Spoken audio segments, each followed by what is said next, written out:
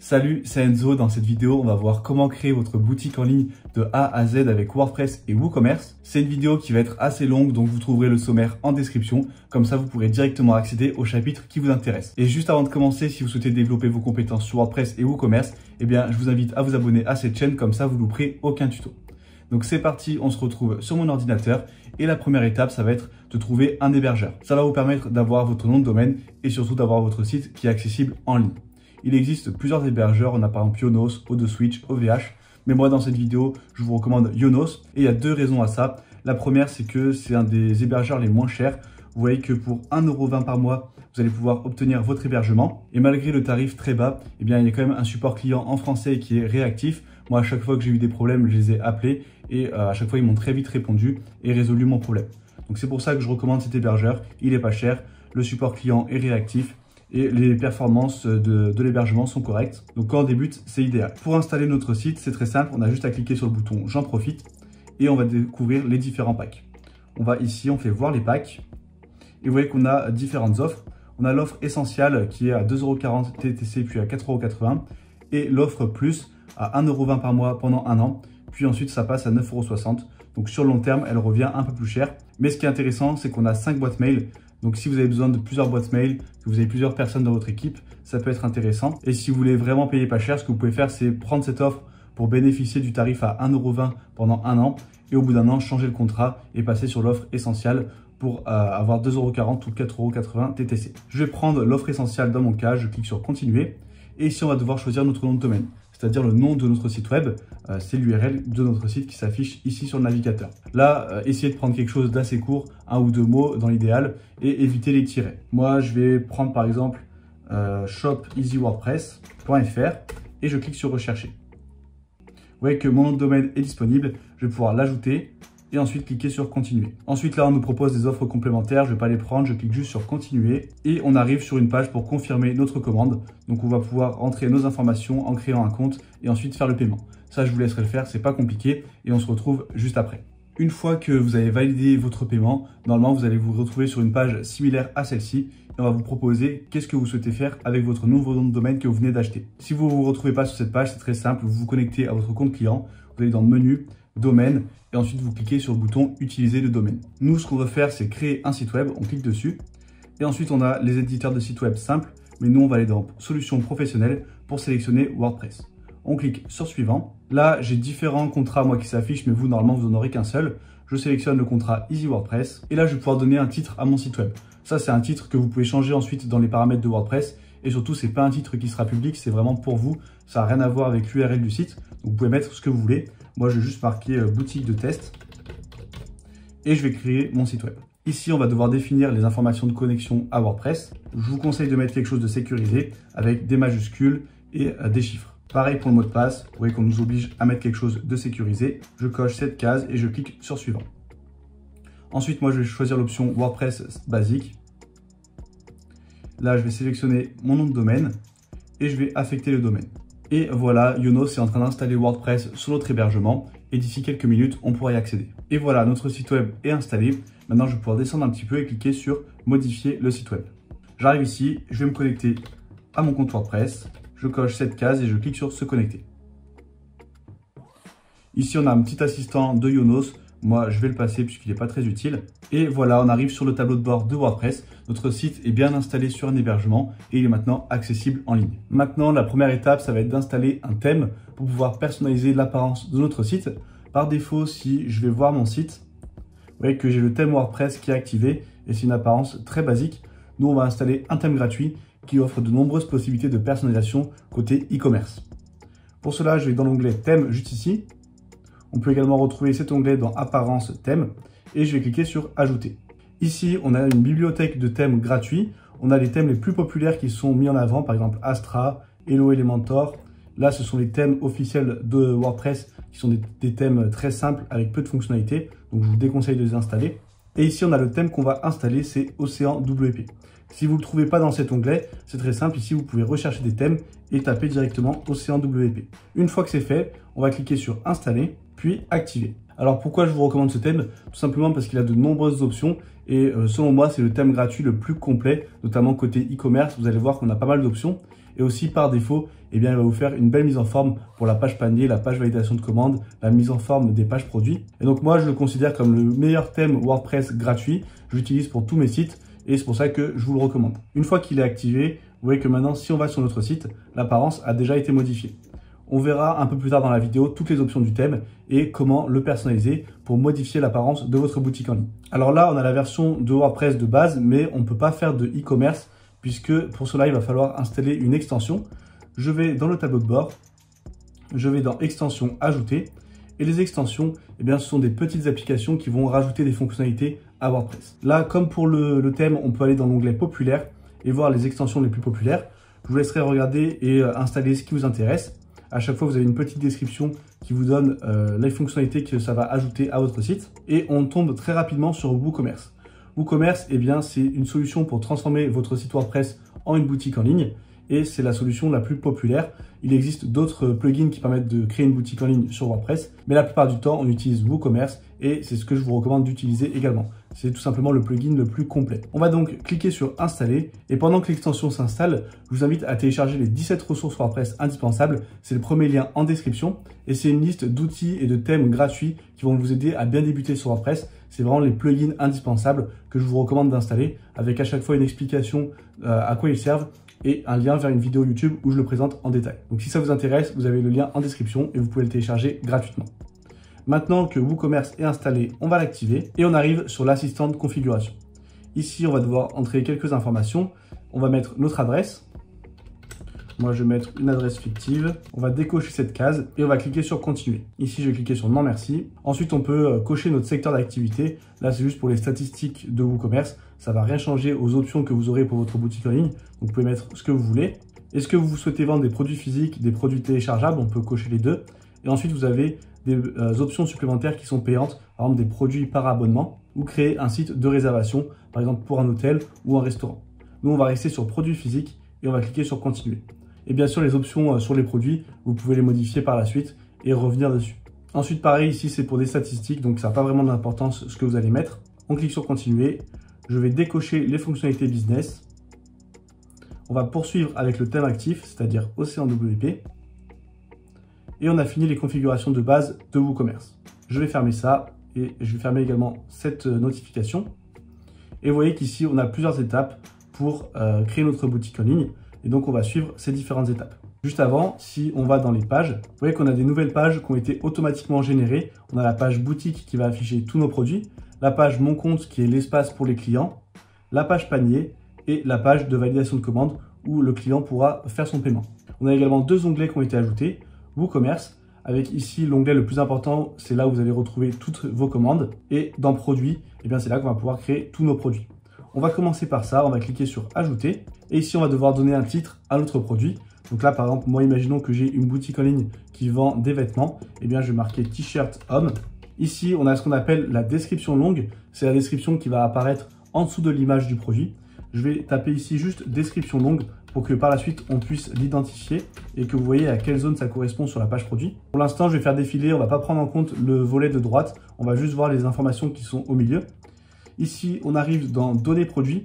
Donc là, on a différents types de produits. On pourra créer produits simples, groupés, affiliation ou variables. On verra juste après à quoi ça correspond. Pour l'instant, on va rester sur produits simples. Et je vais pouvoir définir son tarif, par exemple 79 € et un tarif promo. Et bien là, c'est si vous avez une réduction en cours. Par exemple, si je mets 49, sur la page produit, on aura 79 qui sera barré et 49 € qui sera affiché. Vous pouvez également planifier une promotion. Ça peut être utile par exemple en période de solde. Et bien vous allez pouvoir planifier à l'avance vos soldes en mettant une date de début et une date de fin. Je vais cliquer sur annuler. Ensuite, on a l'onglet inventaire. Là, on va pouvoir mettre des informations concernant le produit, l'UGS, c'est-à-dire l'identifiant du produit. Vous n'êtes pas obligé d'en mettre un. Si vous n'en mettez pas, WooCommerce va en générer un automatiquement. Ici, on va pouvoir activer la gestion du stock. Par exemple, si je mets 7 articles en stock, eh bien, dès que quelqu'un va passer une commande, ça va réduire le stock automatiquement. Ici, autoriser les commandes en réapprovisionnement. Est-ce que vous autorisez les commandes lorsque le produit est en rupture de stock? Par défaut, le client ne pourra pas passer commande. Ici, on peut l'autoriser mais avec une certaine notification pour l'avertir que le produit est en rupture de stock, donc ça peut mettre plus de temps. Et autoriser comme si c'était un produit classique. Et on peut également définir le seuil de stock faible. C'est le seuil à partir duquel vous allez recevoir une notification par email pour vous avertir que le stock est faible sur un certain produit. Et là, on peut cocher cette case si on souhaite que la personne puisse commander uniquement un seul exemplaire du produit.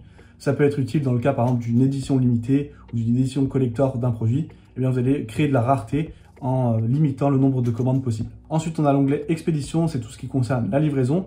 Là, on va pouvoir définir le poids, les dimensions pour ensuite créer des règles de livraison et des tarifs en fonction de ces caractéristiques.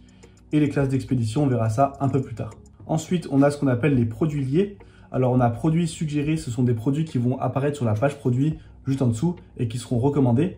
Et ventes croisées, ce seront des produits qui seront affichés sur la page panier, pareil, qui seront recommandés afin de faire une vente complémentaire. Donc ça, c'est quelque chose de très puissant, je vous conseille d'utiliser. Et l'idéal, c'est de mettre des produits qui ont un rapport avec le produit principal. Là, moi, il faudrait que je mette un produit qui a un rapport avec le t-shirt, par exemple un pantalon pour compléter la tenue. Si vous vendez des baskets, vous pouvez mettre en produit suggéré ou en vente croisée, par exemple, une deuxième paire de lacets d'une couleur différente. Alors voilà, ici, à chaque fois, d'avoir une certaine cohérence avec les produits que vous recommandez. Et ensuite, on a attributs. Ça, c'est pour ajouter des informations sur le produit. Là, je vais cliquer sur ajouter.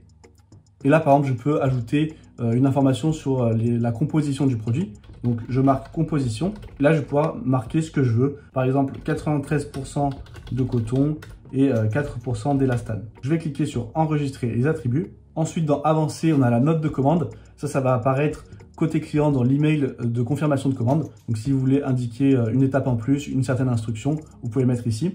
Et est-ce que vous activez ou pas les avis clients. Là, on a fait le tour des options principales du produit. C'est vraiment les options les plus importantes. Ensuite, on a la description courte. Celle-ci, elle va apparaître à droite de l'image produit. Pareil que pour la description longue, je vais marquer description courte. Comme ça, on verra à quelle zone ça correspond exactement. Et ensuite, si je remonte, eh bien là, on a différentes informations sur le côté. Premièrement, on a l'image produit et la galerie produit. Donc, l'image produit, c'est l'image principale et galerie produit, ça va être toutes les images secondaires. Moi, je vais aller chercher une image d'un t-shirt et des images secondaires. Je vais cliquer sur définir l'image produit et là, je peux directement glisser les images que je viens de télécharger ou bien je peux aller dans téléverser des fichiers et sélectionner ici directement sur mon ordinateur. Et là, j'ai mes images qui apparaissent. On va dire que celle-là, c'est l'image principale, le produit seul. Et en image secondaire, on va mettre le produit porté. Voilà. Ensuite, je vais remonter encore un petit peu. On a étiquette et catégorie de produits. Ça, on le verra un peu plus tard. Et si je remonte, on a les options de publication. Donc, est-ce que vous enregistrez uniquement en brouillon? C'est-à-dire que vos informations seront enregistrées, mais le produit ne sera pas visible côté public. Et ensuite, on a la visibilité du catalogue qui peut être intéressante. Vous voyez que par défaut, ça va s'afficher dans le catalogue et sur la page de recherche. Mais vous pouvez décider pour un certain produit de l'afficher uniquement dans le catalogue, uniquement dans les résultats de recherche ou de le masquer. Nous, on va laisser catalogue et recherche et on va cliquer sur publier. Une fois que notre produit est publié, on peut cliquer ici sur voir le produit. Alors ici, on a la colonne latérale à gauche. Ça, c'est géré par le thème. On ira la désactiver par la suite. Et ici, on a le contenu du produit. Donc, c'est toutes les options qu'on vient de configurer à l'instant. Vous voyez qu'on retrouve notre image principale et notre image secondaire. Ici, on a le badge promo puisque j'ai défini un tarif promo. On retrouve notre titre, la description courte, ensuite le nombre de stocks, le bouton ajouter au panier, la catégorie. Et plus bas, eh bien, on a la description longue. Les informations complémentaires, c'est l'attribut que j'ai ajouté. Donc là, moi, j'avais ajouté l'attribut composition. On le retrouve ici. Mais si vous n'ajoutez aucun attribut, eh bien, l'onglet informations complémentaires disparaîtra.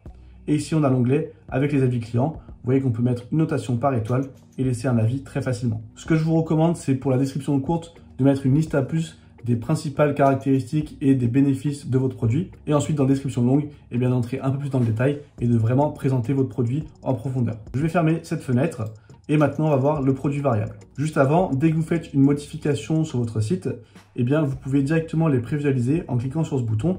Par exemple, si description longue, je le change, que je le mets en gras, je peux cliquer sur ce bouton, prévisualiser les modifications. Et si je descends, vous voyez que la description longue a été mise en gras. Et ces modifications, elles ne seront pas prises en compte côté public tant qu'on n'aura pas cliqué sur le bouton mettre à jour. Donc ça vous permet de faire vos modifications, de voir ce que ça donne côté client et ensuite de mettre à jour ou non si vous souhaitez conserver ces modifications. Maintenant, je vais descendre et nous, on était resté sur produit simple, mais on a un deuxième type de produit qui est très intéressant, notamment si on vend des vêtements par exemple, ça va être le produit variable. Le produit variable, ça va être utile si vous avez plusieurs options pour votre produit. Dans mon cas, c'est un t-shirt, donc il va y avoir plusieurs tailles ou même peut-être plusieurs couleurs. Et bien grâce à ça, la personne va pouvoir choisir, grâce à une liste déroulante, sa taille et sa couleur. Vous voyez que les onglets ont légèrement été modifiés. Ici, on retrouve l'onglet inventaire avec toujours l'UGS. Gérer le stock, on va le décocher puisque le stock, on va le gérer au niveau de chaque variation, c'est-à-dire au niveau de chaque taille, tandis que là, ça va être un stock global du produit, donc ça va pas. Expédition, produit lié, ça change pas que pour produit simple. Et là où il va y avoir une différence, c'est dans attributs et l'onglet qui a été ajouté, variation. Je vais dans attributs. Vous voyez que moi, j'avais créé un attribut composition. Et maintenant, on a une nouvelle case qui est apparue, c'est utiliser pour les variations. C'est-à-dire qu'on va créer plusieurs variations de produits que le client va pouvoir sélectionner. Donc dans composition, nous, on n'a aucune variation à faire. L'attribut qu'on va créer, c'est plutôt un attribut taille. Pour cela, je clique à nouveau sur ajouter et je vais ajouter mon attribut taille. Je peux décocher cette case. Si je la décoche, eh bien l'information ne sera tout simplement pas visible dans l'onglet informations complémentaires qu'on avait vu tout à l'heure. Donc moi, la taille, je ne vais pas le mettre dans l'onglet informations complémentaires, je vais juste l'utiliser pour mes variations. Et là, je vais entrer les différentes tailles, par exemple S. Ensuite, je mets une barre oblique en faisant Alt GR6 et je mets mes différentes tailles. Puis je fais enregistrer les attributs. Une fois que c'est fait, je peux aller dans variations. Et ici, je peux créer les variations pour tous les attributs. Cliquez sur aller. Et vous voyez ici, je retrouve mes différentes tailles. Et pour chacune d'entre elles, je vais pouvoir configurer différentes options. Je peux mettre une photo personnalisée. Donc à chaque fois que la personne va sélectionner la variation en question, c'est la bonne photo qui va s'afficher. Je peux mettre également un identifiant unique et je peux gérer le stock individuellement. Donc là, par exemple, imaginons qu'en S, eh bien, j'ai 5. Eh bien, je vais le rentrer ici. Tandis que pour la taille M, je vais gérer le stock et je vais dire que j'en ai 7. Voilà. Ensuite, je peux mettre un tarif régulier. Par exemple, on va reprendre le prix de tout à l'heure. On va mettre 79,49. Et ensuite, c'est des options qu'on avait déjà vues précédemment dans l'onglet expédition, le poids, la taille et la classe d'expédition. Et on peut ajouter une description qui s'ajoutera quand la personne aura sélectionné la variation en question. Donc par exemple là, si je mets c'est la taille S, ou c'est la taille M plutôt, vous verrez que le texte va s'afficher. Ensuite, si on veut gagner du temps, on peut utiliser les petits raccourcis qui sont ici et par exemple mettre en place les tarifs réguliers. Ça va appliquer le même tarif pour toutes nos variations d'un coup. Je coche cette case, je clique sur aller, et là je mets 79, je fais OK. Et là, mes tarifs ont été entrés automatiquement pour toutes mes variations. On va voir ce que ça donne côté client. Je fais prévisualiser. Et vous voyez maintenant qu'on a l'onglet taille et on peut choisir S. Ensuite M, vous voyez que le stock est différent et qu'on a la description qui s'affiche. Et ensuite, j'ai mes autres tailles qui sont disponibles. Et donc, ces variations, vous pouvez les créer pour n'importe quel attribut de votre produit. Si vous avez beaucoup de produits, vous allez devoir utiliser les catégories ou les étiquettes pour pouvoir segmenter vos produits et que vos clients s'y retrouvent plus facilement. Ce qui est utilisé principalement, c'est les catégories. Les étiquettes, c'est un peu plus secondaire. Et par exemple, moi, si c'est le cas d'une boutique en ligne pour des vêtements, eh bien, je vais créer une catégorie homme, une catégorie femme, une catégorie pantalon, t-shirt et je vais pouvoir les créer directement ici. Je clique sur ajouter une catégorie. Là, je vais marquer par exemple t-shirt. Et je fais ajouter. Je vais décocher non classé et laisser cocher uniquement t-shirt. Et ensuite, on pourra mettre le lien vers la catégorie t-shirt. Et là, automatiquement, tous mes t-shirts seront regroupés sur cette page en question. Ensuite, je peux créer ce qu'on appelle des catégories parentes. Donc là, c'est pour créer plusieurs niveaux de catégories avec des sous-catégories. Pour vous montrer à quoi ça correspond, je vais me rendre ici dans l'onglet catégories. Je vais supprimer la catégorie t-shirt et je vais créer par exemple une catégorie homme. Je fais ajouter. Une catégorie femme. Et ensuite, je vais ajouter ce qu'on appelle des sous-catégories. Donc, par exemple, t-shirt, eh bien, si j'ai uniquement des t-shirts pour les hommes, je vais le mettre dans la catégorie parente homme. Voilà. Et vous voyez que pour t-shirt, on a un petit tiret qui apparaît. Et ça veut dire que c'est une sous-catégorie de l'homme. Ensuite, pour femme, par exemple, je vais mettre robe. Catégorie parente, je vais prendre femme. Et je vais ajouter. Et vous voyez que là, c'est l'inverse. Ça apparaît en dessous de femme, toujours avec le petit tiret. Et ici, dans les catégories, vous voyez que c'est regroupé par hiérarchie. On a femme et ensuite un cran en dessous, robe. Pareil pour homme et t-shirt. Et donc ça va être utile si vous voulez créer un menu déroulant avec femme et homme. Et ensuite, dans la liste déroulante, on aura les sous-catégories. Si je retourne sur mon t-shirt, que je fais modifier, là, je vais pouvoir lui assigner les bonnes catégories. Donc homme et t-shirt. Je fais mettre à jour. Donc maintenant, si je vais sur la page catégorie homme, eh bien j'aurai les t-shirts et toutes les autres sous-catégories que j'aurai créées. Et si je vais sur t-shirt, eh bien j'aurai uniquement les t-shirts qui seront affichés. Pour trouver les liens vers les différentes catégories, c'est très simple. On retourne ici dans la page catégorie. Et à chaque fois, par exemple pour t-shirt, vous voyez qu'ici j'ai le bouton voir. Vous voyez qu'ici on arrive bien sur la catégorie t-shirt homme. On a marqué ici catégorie produit, homme et la sous-catégorie t-shirt. Et pour segmenter nos produits, mis à part les catégories, on peut passer par les étiquettes. Là, c'est pour plutôt des caractéristiques du produit, par exemple les couleurs, et, les matières par exemple. Et la personne va pouvoir filtrer grâce à cette étiquette. Par exemple, si je mets rouge, noir, vert, on va dire qu'on fait par couleur. Et qu'ensuite, sur mon produit, je viens ici, je fais par exemple modification rapide. Je peux ajouter directement l'étiquette noire. Voilà. Je fais mettre à jour.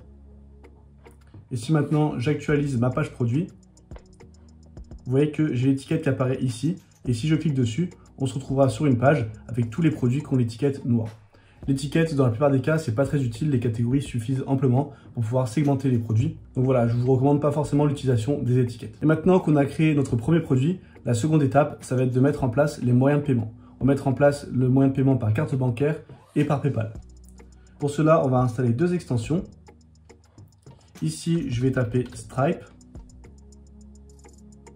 Et je vais installer cette extension. Je vais l'activer et ensuite je vais installer l'extension PayPal. Je tape ici PayPal, puis j'installe et j'active cette extension.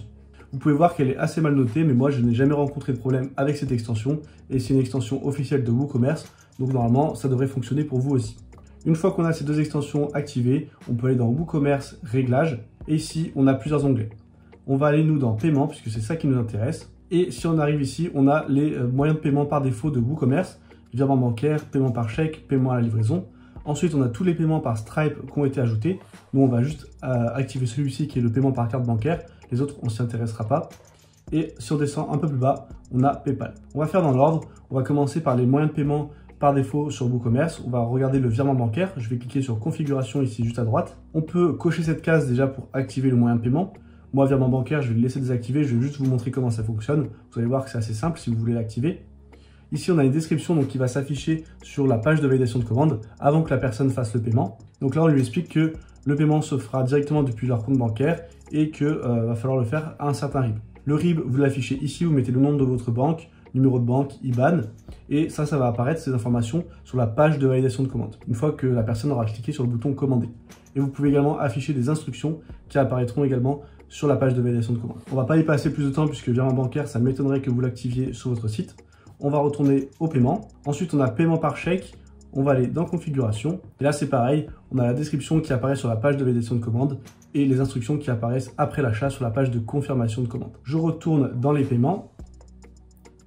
Et paiement à la livraison, c'est un peu plus intéressant. Ça va être utile si vous voulez mettre en place le click and collect. Eh bien, par exemple, si vous avez une boutique physique, eh bien, vous pouvez renommer cette option paiement en magasin. Et donc, on va configurer ça tout de suite. Là, je mets par exemple paiement en magasin. Ici, dans la description, on peut marquer click and collect. Venez récupérer votre colis en magasin et payer en magasin. Et vous mettez l'adresse de votre boutique et pareil dans les instructions. Et ici, ce qui est intéressant, c'est de l'activer uniquement pour un certain mode d'expédition. Quand on va configurer les livraisons, on verra qu'on a plusieurs modes d'expédition qu'on peut créer. Et bien là, on va pouvoir créer par exemple un mode d'expédition qui s'appelle click and collect et on activera cette option de paiement uniquement si l'option de livraison click and collect a été sélectionnée. Donc on verra ça par la suite. Là pour l'instant, je vais juste laisser cocher cette case et enregistrer les modifications. Je retourne à mes moyens de paiement et on va passer au paiement par carte bancaire. Je clique sur configuration et là on va pouvoir configurer Stripe. Stripe, c'est ce qu'on appelle un processeur de paiement ou une passerelle de paiement. Il en existe plusieurs, on a par exemple Molly. Mais Stripe, c'est vraiment le plus connu et celui que je vous recommande puisque c'est très simple d'utilisation et en quelques minutes, vous allez pouvoir accepter les paiements par carte bancaire sur votre site. Pour se connecter, c'est très simple. On clique sur ce bouton et là, vous voyez qu'on nous demande un email. Si vous avez déjà un compte Stripe, eh bien, ça sera automatiquement reconnu et si vous n'en avez pas encore, on va vous inviter à créer un compte. Moi, je viens de me connecter avec mon compte qui a déjà été créé et donc, vous voyez que automatiquement, ça va s'intégrer à mon site et là, j'ai Stripe qui est activé par défaut. Je peux renommer la méthode de paiement. On va marquer juste carte bancaire et je vais enlever la description. Vous pouvez cocher ce qu'on appelle le mode test. Comme ça, côté administrateur, vous pourrez faire une commande de test. Il vous suffira d'ajouter le produit au panier, d'aller sur la page de validation de commande et vous pourrez valider la commande et voir si l'intégration a bien fonctionné. Ensuite, si je descends un petit peu, ici, je vais pouvoir activer cette option si je veux mettre une case à cocher côté client qui leur permet d'enregistrer les données bancaires. Et cette option, c'est juste la mise en forme du formulaire sur la page de validation de commande. Donc, je vous laisserai laisser cocher ou décocher et voir ce que ça change pour voir ce que vous préférez. Ensuite, vous pouvez tout laisser par défaut. Ensuite, ici, on a ce qu'on appelle les paiements express. Donc en fait, c'est tout simplement le paiement Apple Pay et Google Pay. Donc pour vos clients, ça peut être très pratique. Mais ça, je vous conseille de le laisser activer uniquement sur la page de paiement et de le désactiver sur page produit et panier pour éviter de surcharger pour rien. Donc voilà, si vous voulez activer Google Pay et Apple Pay, pensez bien à cocher uniquement page de paiement. Et une fois que c'est fait, vous pouvez personnaliser l'apparence des boutons. Donc tout d'abord, je vais enregistrer, cliquer sur personnaliser l'apparence. Là, vous voyez que vous pouvez modifier la taille des icônes et le thème. Je vous laisserai tester et voir ce que vous préférez si vous voulez modifier l'apparence des boutons. On a le paiement par carte bancaire qui a bien été créé. Et maintenant, on va pouvoir configurer PayPal. Je descends tout en bas et je vais sur PayPal. Je vais cliquer sur configuration. On laisse l'option par défaut. On fait activer PayPal et on a tout simplement à se connecter à notre compte PayPal. Il va vous falloir un compte professionnel. Vous pouvez le créer gratuitement et assez facilement. Je vous laisserai taper PayPal Pro sur Google et vous pourrez créer votre compte. Et ensuite, vous aurez juste à vous connecter juste ici. Là, j'autorise PayPal à se connecter à mon compte WooCommerce et je vais cliquer sur retourner sur le site de WooCommerce. Je vais cocher cette case pour que ça soit activé sur mon site. Et là, j'ai bien PayPal qui va s'activer automatiquement. Vous voyez que j'ai mes données qui ont été entrées pour pouvoir se connecter à WooCommerce. Je vais enlever la description, je vais laisser juste le titre PayPal. Et ensuite, on peut laisser tout par défaut. On le laisse activer sur la page de validation de commande et on le désactive sur les pages produits. Ça, c'est comme pour les boutons Apple Pay et Google Pay. Je vous conseille de le laisser activer uniquement sur la page de validation de commande. Et je fais enregistrer les modifications. Maintenant, si je fais visiter la boutique, que j'ajoute un produit au panier, je vais faire voir le panier, valider la commande. Et ici, j'ai bien mon paiement en magasin pour le click and collect, carte bancaire et PayPal. On peut modifier l'ordre d'apparition. Je vous conseille de mettre carte bancaire et PayPal toujours en premier et ensuite les options de paiement secondaires. Pour cela, c'est très simple. On retourne dans les réglages de paiement et je vais passer Stripe tout en haut. Et pareil, PayPal, je vais le remonter. Voilà, comme ceci. Et maintenant, je vais cliquer sur enregistrer les modifications. Maintenant que nos moyens de paiement ont été configurés, on va configurer les méthodes de livraison. Pour cela, on va dans l'onglet expédition juste ici. Et la première chose à faire, ça va être d'ajouter une zone de livraison. Cette zone, ça va être la zone géographique pour laquelle on va définir des réglages particuliers.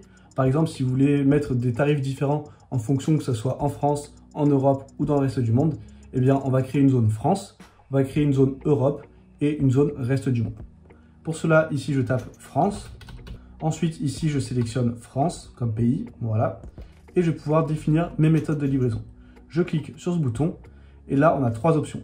Forfait, livraison gratuite ou point de vente. Là, c'est pour une livraison payante, une livraison gratuite ou un click and collect.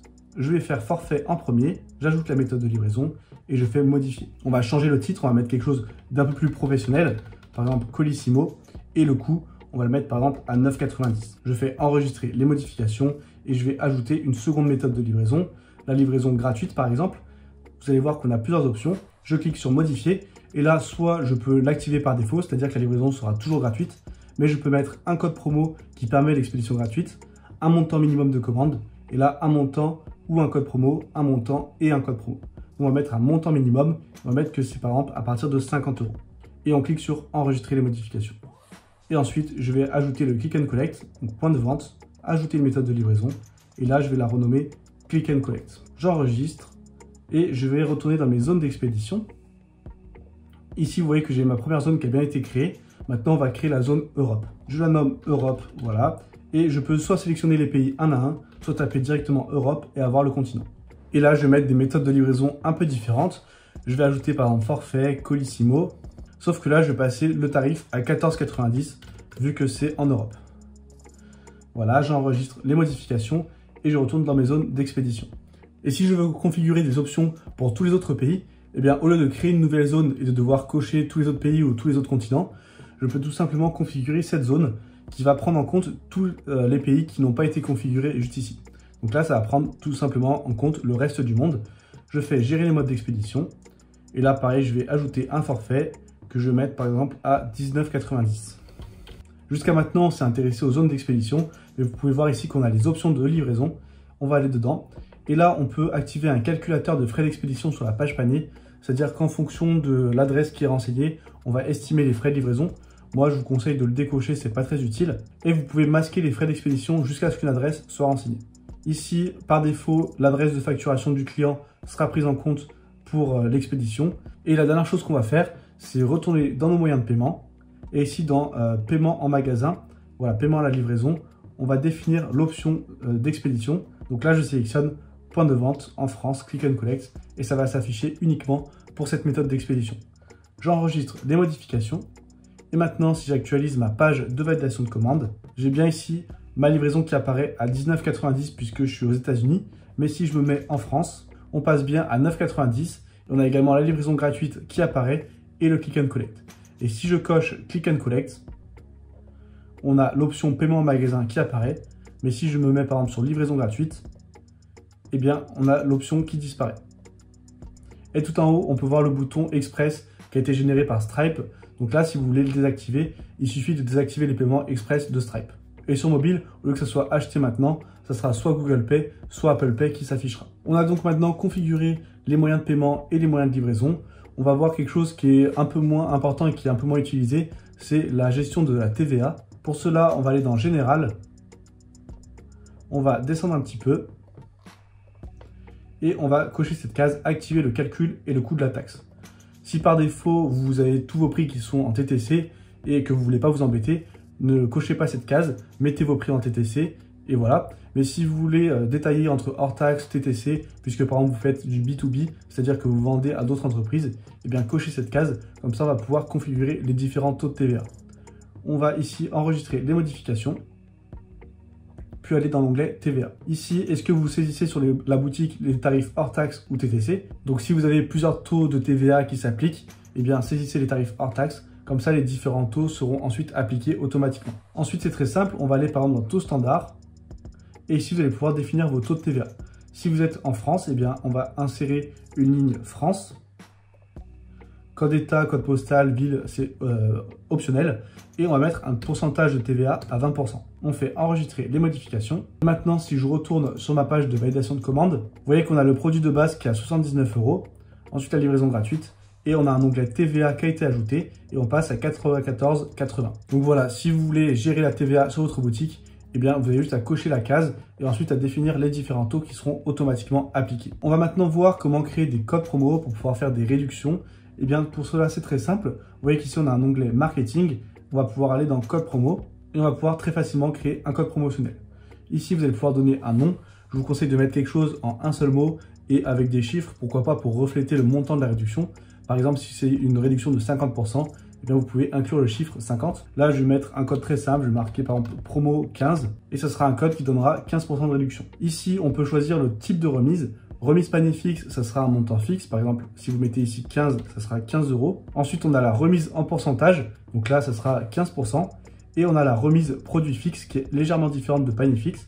Produit fixe, ça va appliquer le code promo sur tous les produits. Donc là, ça va retirer 15 € sur chaque produit. Tandis que là, ça va retirer 15 € sur le total du panier. Nous, on va laisser en pourcentage. Ici, si vous cochez cette case, eh bien, ça veut dire que quand on met ce code promo, la livraison gratuite est automatiquement activée également, peu importe les conditions que vous avez mises. Et vous pouvez mettre une date d'expiration du code. Ça peut être intéressant pour créer un sentiment d'urgence et faire une promo à durée limitée. Ensuite, on a les restrictions d'usage. Donc, quelle est la dépense minimale ou maximale pour que le code promo soit éligible? Est-ce qu'on peut l'utiliser avec d'autres codes promo? Donc, si on coche cette case, on ne pourra pas l'utiliser avec d'autres codes promo. Et vous pouvez également cocher cette case pour éviter que le code promo soit appliqué à des produits qui sont déjà en réduction. Ensuite, vous pouvez inclure ou exclure certains produits en particulier ou directement des catégories de produits. Et pareil, vous pouvez autoriser uniquement certains emails à pouvoir appliquer ce code. Par exemple, si c'est un code promo que vous avez créé pour un client particulier ou plusieurs clients, eh bien vous pourrez rentrer leur email juste ici, comme ça ils seront les seuls à pouvoir en profiter. Et dans limite d'utilisation, eh bien là on peut mettre une limite par code ou par article ou par utilisateur. Donc là par exemple si je mets une utilisation, eh bien tous mes clients pourront l'utiliser une seule fois, tandis que si c'est ici que je mets une utilisation, eh bien dès qu'une personne aura utilisé le code, il sera automatiquement désactivé par la suite. Donc là ça peut être intéressant pour motiver les gens à rapidement utiliser le code promo. Par exemple vous mettez 20 utilisations, eh bien vous dites que ça sera disponible uniquement pour les 20 premières personnes qui utilisent le code promo. Ensuite vous n'avez plus qu'à cliquer sur publier. Et maintenant si je me rends sur ma page de validation de commande, ici vous voyez qu'on a un petit encart pour saisir le code. On va taper promo 15, appliquer le code promo. On a le petit message comme quoi ça a bien été appliqué. Et si je descends, on a bien la réduction qui s'affiche juste ici. Maintenant, ce que je vais faire, c'est que je vais passer une commande de test. Pour cela, je vais passer Stripe en mode test. Donc, je retourne dans les réglages de paiement. Hop, je vais dans l'onglet paiement, Stripe. et dans les réglages, je vais activer le mode test. Je vais actualiser cette page. Là, je vais rentrer des données fictives. Et si je coche carte bancaire, vous voyez que le mode test est activé. Donc, j'ai juste à copier-coller ce numéro de carte. Ici, je mets des données au hasard. Et là, j'ai juste à cliquer sur commander. Voilà, ma commande a été validée. On arrive sur ce qu'on appelle la page de confirmation de commande. Et maintenant, si je vais sur mon tableau de bord, que je vais dans WooCommerce commande, vous pouvez voir que j'ai ma nouvelle commande qui apparaît ici. Et donc là, on va voir comment se passe la gestion d'une commande. Donc pour avoir les informations, vous avez juste à cliquer ici sur le nom. Et vous aurez toutes les informations de facturation et d'expédition. Ensuite, si on descend, on a le produit qui a été commandé et qu'un code promo a été utilisé. Et ici, on a le détail de facturation. Si je retourne ici dans l'onglet commande, vous pouvez voir qu'ici, on a ce qu'on appelle l'état. On a en cours, mais on a différents états qu'on va pouvoir modifier. Pour cela, je coche cette case et dans Action groupée, je peux mettre marqué en attente, marqué terminé ou annulé. En attente, ça va être l'état par défaut lorsque le client choisit le moyen de paiement chèque ou virement bancaire. Ça va mettre en attente puisque c'est en attente de recevoir son paiement. En cours, c'est l'état par défaut lorsqu'on paye par carte bancaire ou PayPal. Et ensuite, terminé, et bien là, c'est à vous de le faire. C'est une fois que, par exemple, vous avez expédié votre commande, et bien là, vous allez cliquer sur marquer terminé, appliquer. Et la personne va recevoir un second email automatique. On verra les emails juste après. Et le dernier état qu'il y avait, c'était annuler. Donc là, c'est si la personne annule la commande, vous pouvez le marquer annulé. Comme ça va déduire le total de votre calcul de chiffre d'affaires. Et vous verrez également que c'est une commande annulée. Donc quand le client est en mode en cours, il reçoit automatiquement un email, c'est-à-dire juste après avoir validé sa commande. Quelques secondes après, il va recevoir automatiquement un premier email. Et ensuite, il recevra un second email automatique lorsque vous allez passer l'état de la commande à terminer. Je vais vous montrer à quoi ressemblent les emails par défaut et on verra comment les modifier. Alors le premier email automatique, c'est l'email en cours. L'objet, c'est votre commande sur nom du site a été reçu. Ici, on a un en-tête avec merci pour votre commande et un petit message, le récapitulatif et l'adresse de facturation et de livraison. Ensuite, on a le deuxième email, c'est votre commande est maintenant terminée. Et là, pareil, on a un récapitulatif, adresse de facturation, adresse de livraison. Donc, on va pouvoir modifier légèrement ces deux emails. Pour cela, on va dans les réglages de WooCommerce. Et vous voyez qu'ici, on a un onglet email. Donc, on peut modifier les emails que nous, on va recevoir quand on aura une nouvelle commande ou une commande annulée ou échouée. Mais ça, c'est pas très intéressant puisque c'est vous qui allez le recevoir, vous pouvez le laisser par défaut. Ce qui va être intéressant, c'est de modifier les notifications pour les clients, notamment commande en cours et commande terminée, qui sont les emails les plus souvent reçus par les clients. Je vais modifier commande en cours, je vais cliquer sur gérer. Le sujet, on peut le laisser par défaut. Pareil, merci pour votre commande.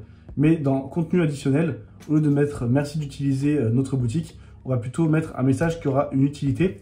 Là, on va préciser que la commande a bien été reçue et qu'ils recevront un second email lorsque la commande sera expédiée.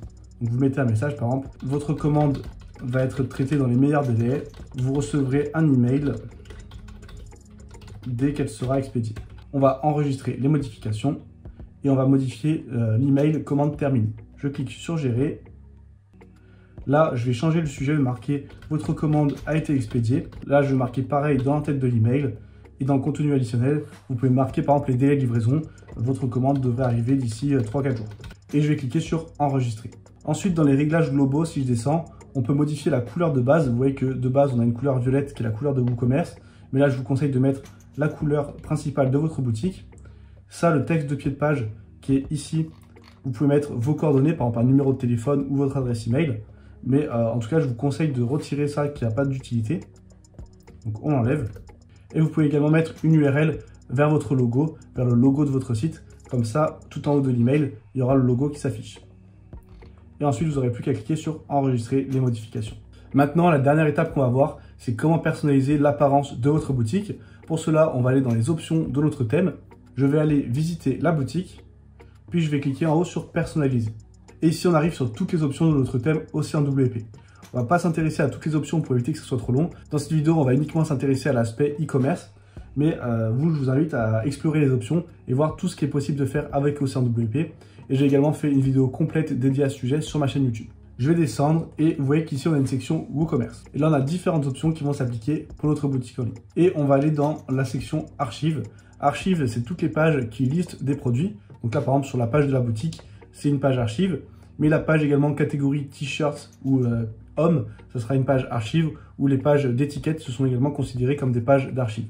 Et donc là, on va pouvoir modifier l'apparence de ces pages. Déjà, on va retirer la colonne latérale, on va passer en pleine largeur, donc je clique juste ici, je vais descendre, on va augmenter le nombre de colonnes, on va passer par exemple à 4 colonnes, et je peux cliquer sur ce bouton, passer en mode mobile, et mettre par exemple sur mobile 2 colonnes. Et ça fera un affichage comme ceci. Je repasse en ordinateur, nombre de produits par page, on va en mettre un peu plus, on va mettre par exemple 40 produits. Ensuite, je descends, là on a différentes options, bouton de grille liste, c'est ce bouton-là, pour pouvoir afficher en liste ou en grille. On peut le décocher si on veut le retirer.